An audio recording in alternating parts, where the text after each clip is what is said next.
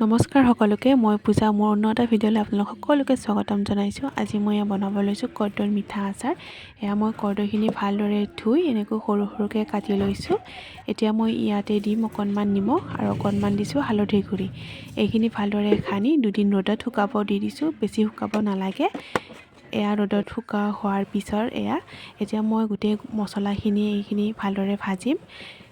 শুকান কেৰাহীখনত মই মছলাখিনি ভালদৰে ভাজিছোঁ, বেছি ভাজিব নালাগে, বেছি ভাজিলে অকণমান তিতা তিতা লাগে। এয়া ভাজা হোৱাৰ পিছত এতিয়া মই এইখিনি ভালদৰে মিক্সি জাৰটোত গুড়ি কৰি ল'লোঁ। এতিয়া মই ইয়াতে মিঠাতেল দিছিলোঁ, সেইখিনি ভিডিঅ' কৰা নহ'ল। তেলখিনি গৰম হোৱাৰ লগে লগে মই ইয়াতে দিছোঁ কৰ্দৈখিনি, তাৰপিছত মছলাখিনি দি অলপ টাইম ভাজিছোঁ।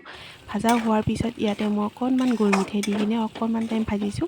এনেকৈ যদি বনাই পোৱা নাই এনেকৈ বনাই খাবচোন, খাবলৈ যে ইমান ধুনীয়া হয়।